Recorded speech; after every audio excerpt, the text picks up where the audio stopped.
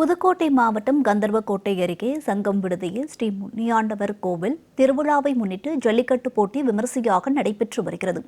இதுகுறித்த கூடுதல் விவரங்களை நமது செய்தியாளர் தேவராஜ் வழங்க கேட்டறியலாம். வணக்கம், இதுகுறித்த விவரங்களை பதிவிடுங்க. வன்னியா புதுக்கோட்டை மாவட்டம் பொன்னமராவதி அருகே உள்ள தேனிமலை முருகன் கோவில் பங்குனி உத்திர திருவிழாவை முன்னிட்டு ஜல்லிக்கட்டு போட்டியானது தொடங்கி விறுவிறுப்பாக நடைபெற்று வருகிறது. இந்த ஜல்லிக்கட்டு போட்டியினை மாவட்ட சமூகநல அலுவலர் தெய்வநாயகி கொடியேற்றி துவக்கி வைத்தார்.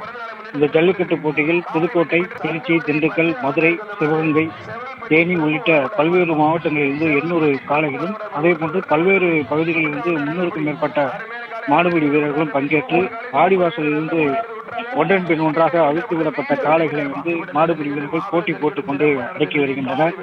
இதில் சில காளைகள் மாடுபிடி வீரர்கள் கையில் சிக்காமல் சீறி பாய்ந்து ஓடின.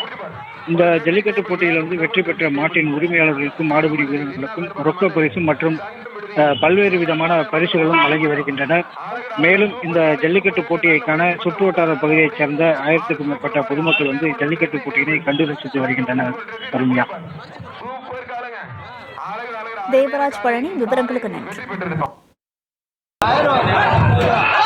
ஒருத்தர் மட்டும் அழகு சூப்பர் வீரர், சூப்பர் காலை மாடுபிடி வீரர் வெற்றி பெற்றா இருப்பான்.